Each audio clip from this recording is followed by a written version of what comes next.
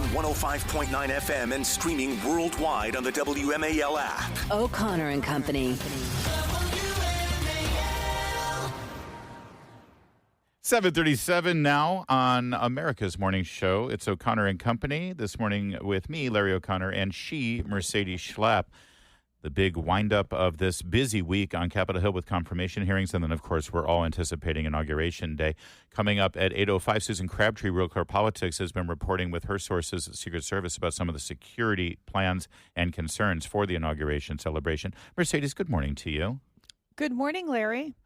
Yesterday on Capitol Hill, Judiciary Committee. Take a listen. I will look at every file I am asked to look at. Of course you won't. So will you advise the president? Can I answer the question? Well, my question I is... would have plenty of staff. You said, of course you want? You'll be able to review hundreds of cases on the first day? I'm not going to mislead this body, nor you.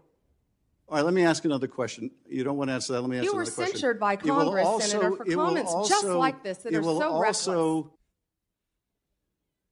Yeah, she is. Pam Bondi took it right to Adam Schiff, and I think a lot of us were fist pumping and cheering her on there. She would not be bullied. She would not be intimidated. She stood her ground in a respectful way. John Malcolm is the vice president of the Institute for Constitutional Government, director of the Meese Center and Simon Center, and senior legal fellow at Heritage Foundation, and also a former deputy assistant attorney general in the Justice's criminal division.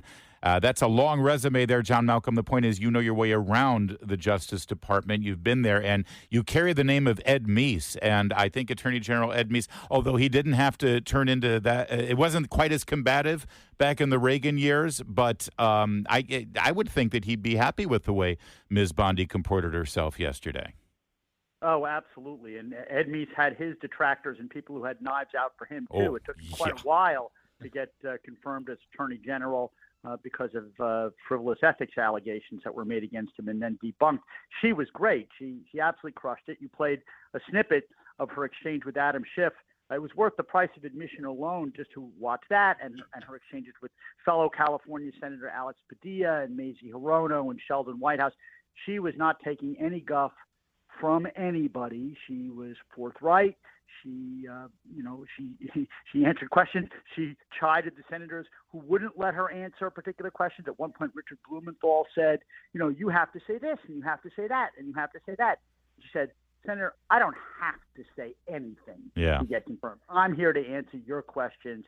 That's what I'm going to do. And, I'm not going to be forced to say anything just because that's what you want me to say. Beautiful. It was great. Yeah, it really was. I gotta tell you that I've actually been very impressed with the Republicans in these committee hearings. They've been able to pretty much they finally get it. They're not they're not wimpy anymore, which is kind of fascinating to me. What's been your impression so far? I mean, obviously we've witnessed Pam Bondi. She was very prepared. Pete Hegseth, incredibly prepared. They're very much defining the vision of Donald Trump in getting this job done. Yeah, and Pam Bondi, they were asking her, well, do you think the election was stolen? She said, I'm going to tell you what I saw. I was in Pennsylvania after the election, and I want to tell you and they wouldn't let her answer that. And she defended Donald Trump by calling everything that's happened to him in terms of his, indictments lawfare. She defended Kash Patel. She was tough. They are not ceding an inch. They are standing their ground. I thought that she did a magnificent job. I think Pete Hegseth did just fine, will be confirmed. It'll be very interesting when people like Kash Patel come up before, their confirmation hearing. Same thing with Robert F. Kennedy Jr. But so far they're doing exceptionally well. Russ Vought yesterday, somewhat controversial guy who'd been director of the Office of Management and Budget. He was asked a lot of tough questions about, would the president appropriate? Would he distribute all the money that Congress had appropriated? And he said, "We'll see." Yeah, it's great. He didn't give anything. Yeah, and of course, Vought, one of the few people coming into this Series 2 of the Trump administration who had that job before, and boy, he can hit the ground running on day one. I'm looking forward to that.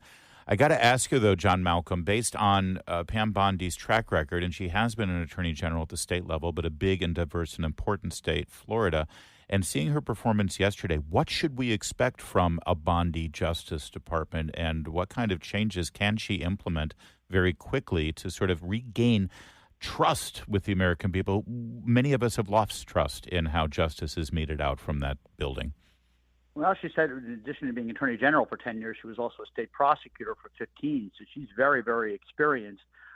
She said that politics will not play a part. She was asked, well, what if Donald Trump asked you to do this? What if Donald Trump asked you to do that? He said, we haven't had those conversations. I don't expect he's going to ask me to do those things. And if he had, I wouldn't. If I thought he would, I wouldn't be sitting here seeking confirmation. Politics will play no part in the Department of Justice. That is as it should be. And I expect she will be a lot more transparent with the American people about the decisions that get made. I also want to just ask on Pam Bondi, there has been a shift, I believe, where her focus is going to be as well, which is that of keeping the American people safe. Let's not go after Catholics that go to Latin Mass. Let's not go after parents who they call domestic terrorists.